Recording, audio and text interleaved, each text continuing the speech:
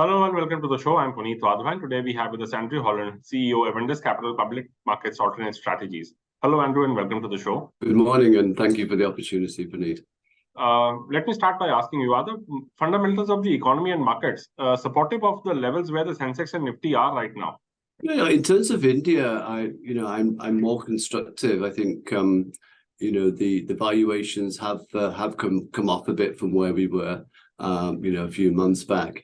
And in the second half of the year, when I say the second half of the year, I mean from now onwards into 2024. I think the government capex, the private capex that we're seeing will have that multiplier effect on the economy, and therefore I expect to see more earnings upgrades going forward. So that's a positive news for India in terms of the valuation parameters. But unfortunately, it's the worries outside of India which are there, which could obviously have a more negative impact on the sentiment, not just for India but for emerging markets and a risk-off trade globally. How long do you think that this risk-off sentiment will continue in the global as well as Indian markets in particular?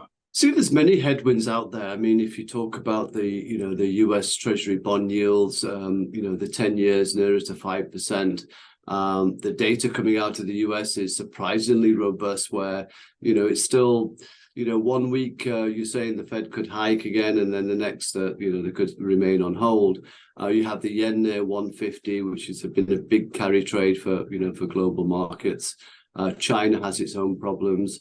Of course, the Russia-Ukraine is continuing, and of course now we have this whole Israeli potential problem, which could escalate throughout the Middle East, and I think that's what the market's getting more and more worried about. Yes, diplomacy is there, but the market's baking in that diplomacy will work. So if it doesn't, then I don't think the markets are really ready for that, and that could push oil prices higher, which of course for emerging markets in a place like India is not great news at all. So I said it's more global factors than local factors which could take this. I'll put a more risk-off trade for the markets globally. Closer home, the elections also are a bit of a bother for markets, aren't they?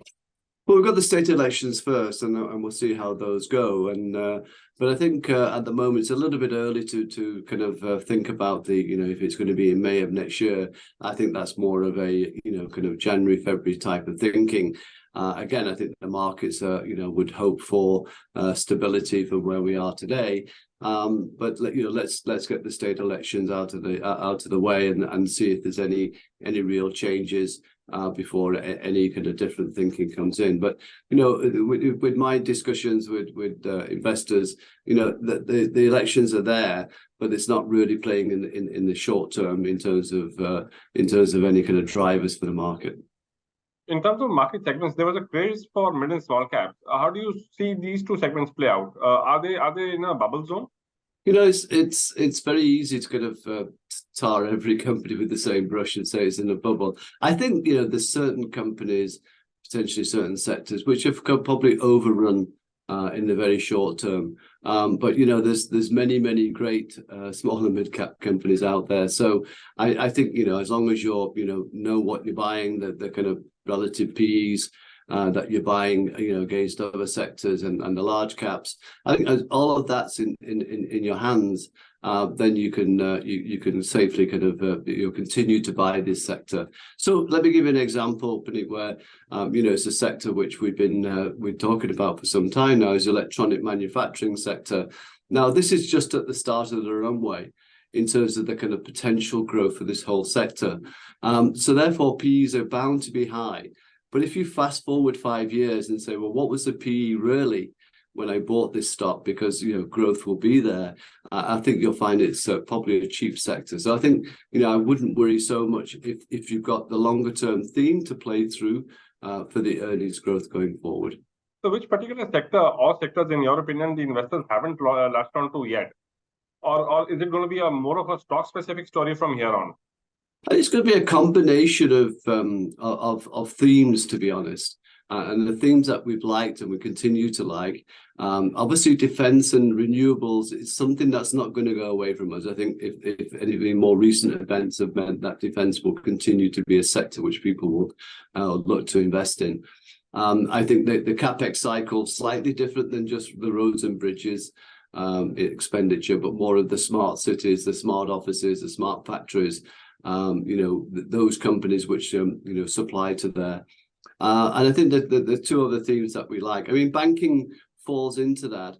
Although I am a little worried about this unsecured lending that's going on. And I'm sure the RBI have flagged it a couple of times, might take some action going forward, which might temper down the kind of loan growth expectations which the market has. But longer term, I like the banking sector. Two new themes that we like is obviously electronic manufacturing sector. We think it's a very beginning of the runway, and really beverages, alcoholic as well as non-alcoholic. In terms of that premiumization, it's a young country. Premiumization is going to continue. So again, at the very beginning of the runway here for the growth of that industry. And finally, obviously, we all want experiences these days. So the leisure sector, whether that's airlines, hotels, I think will continue to do well.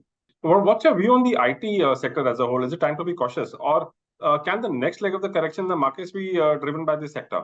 So, Puneet, this is a question I think we'll continue to debate. So there's two schools of thought. Okay. The first school of thought is that, it's going to be another tough 2 to 3 quarters, at least 2 quarters. We've seen that from the commentary, despite new, deal wins, the forecasts have been lowered, and that could continue.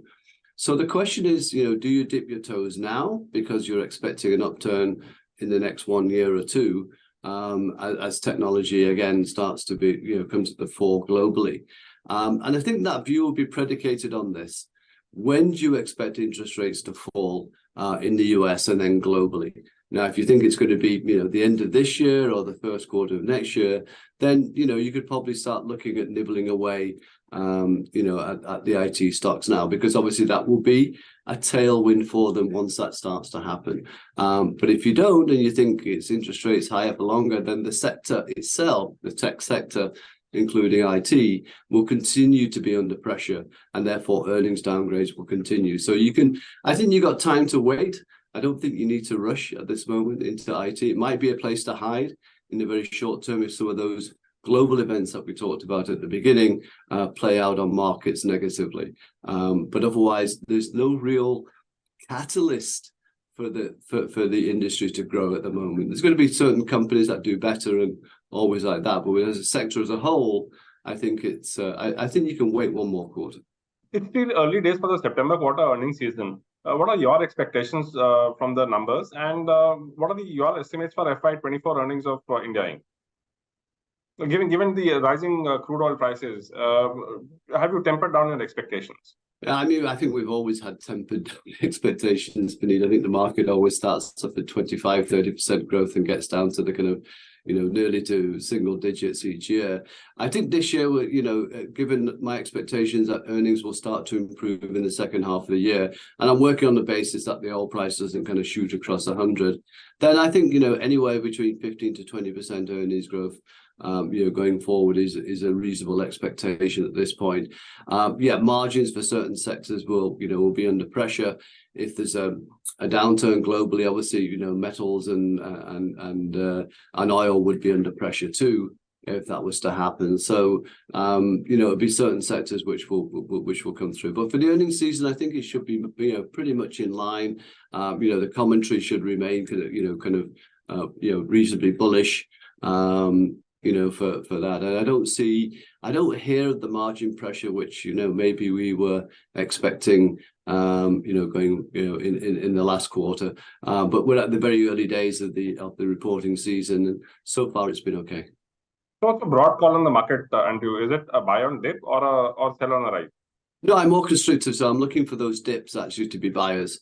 If it was, let's just say if the Nifty was nearer to 19,000, which I'm not saying it will go there, I'd be looking to be more aggressive in terms of buying the market. I think where we are at the moment, we seem to be in that zone right between 19 to 20, and it's kind of whipsawing us a little bit here and there.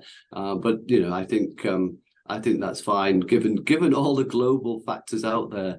Markets have been resilient, if not complacent, with what's happening around us. And what would you be looking to buy at those levels? I mean, obviously, it depends what drives it, but I would have thought the banking sector probably would have helped drive that towards there. So the banking sector would be something which I, continue to like. Yes, there's a few headwinds or question marks now over, net interest margins, given what's happening at HDFC Bank and their outlook. But I think that that would be, more short term in terms of sentiment.